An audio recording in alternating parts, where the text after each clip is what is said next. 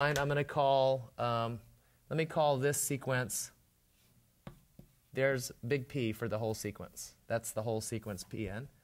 And this one I'm going to call the sequence Q. Yeah?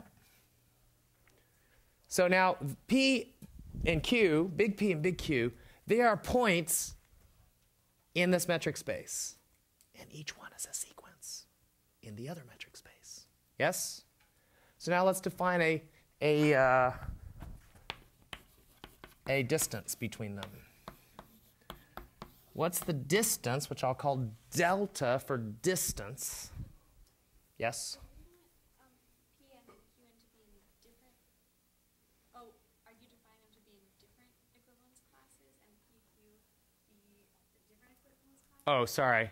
I don't mean this particular Pn and Qn. Sorry. Let me thank you. This was a definition, and I just committed a very serious error, which is to try to do too many things in one line. So let's say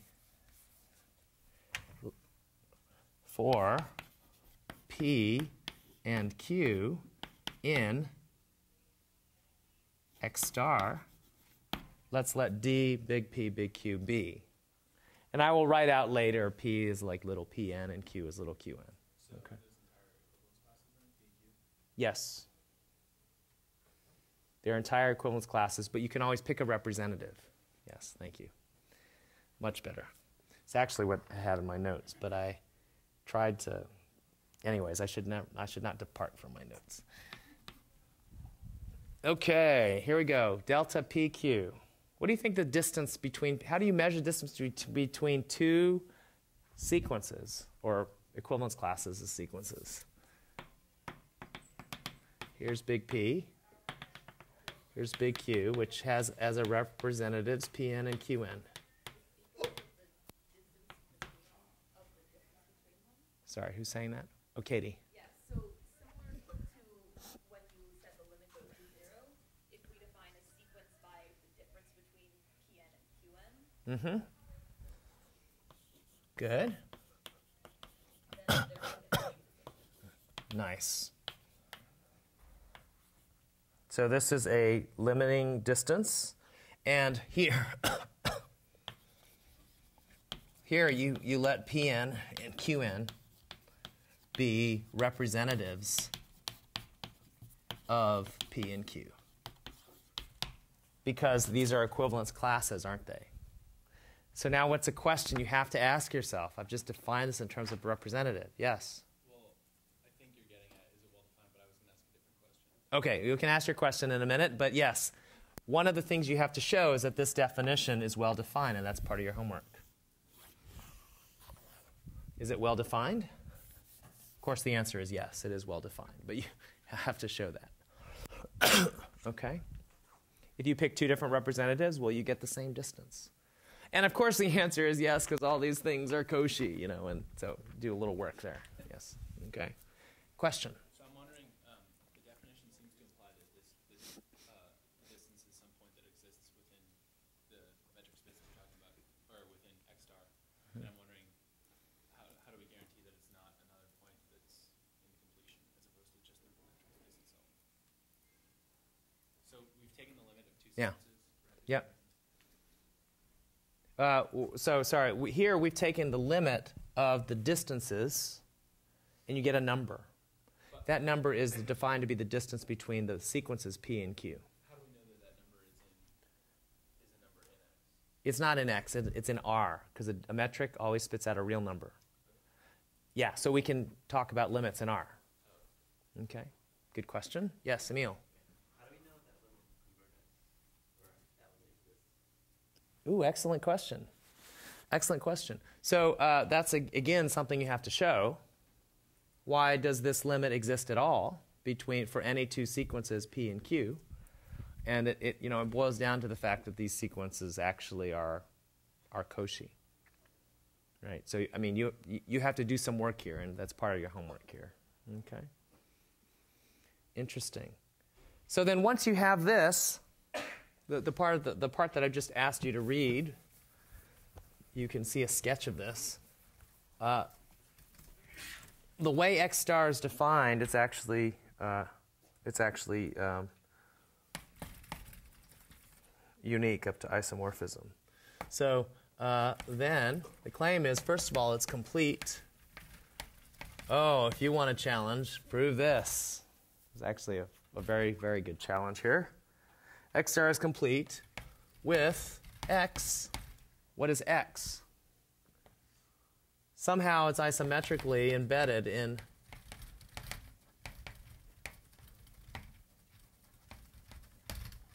X star. Now I have to say what this means. Isometrically embedded means there is a bijection with a subset of X star that preserves distances. Okay? Can you see what that bijection should be? Which sequence in X star should I correspond with a point P in X? What sequence should correspond to it? Yeah, P, P, P, P, P, P, P, P, P, right? That's exactly what it is, right? Okay. And this is a what's called the completion of X. And if you do the completion to Q, you get R, not R squared. Okay, so it's a unique. It is actually a unique construction that we have here for the completion. And in fact, this is the other way to construct the real numbers. Okay, we've just done it in a slightly different way. So we saw Dedekin's cuts as a way of constructing Q from R, R from Q. But this is another way to construct R from Q. The reason that that we didn't do it earlier is we needed some machinery. We had to develop the notion of metric spaces and convergence and things like that in order to talk about this. Whereas Dedekind cuts, you don't need any of that. But both of these constructions happened historically about the same time, 1872 or so. Okay. Question? Would you have problems if the distances under the metric are defined in R, and if you're trying to construct R from Q? Oh, I see. Yes, I see what you're saying. Though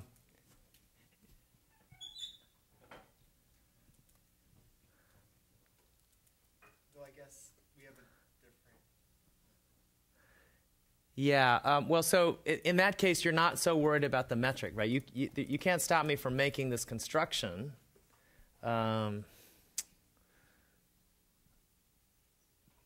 Yeah, you can't stop me from making this construction, but it would not make sense until I've defined, the metric, I guess, and to talk about what it means to be isometrically embedded. But you could talk about sequences where terms eventually get close to each other. Yeah. Yeah. Yeah.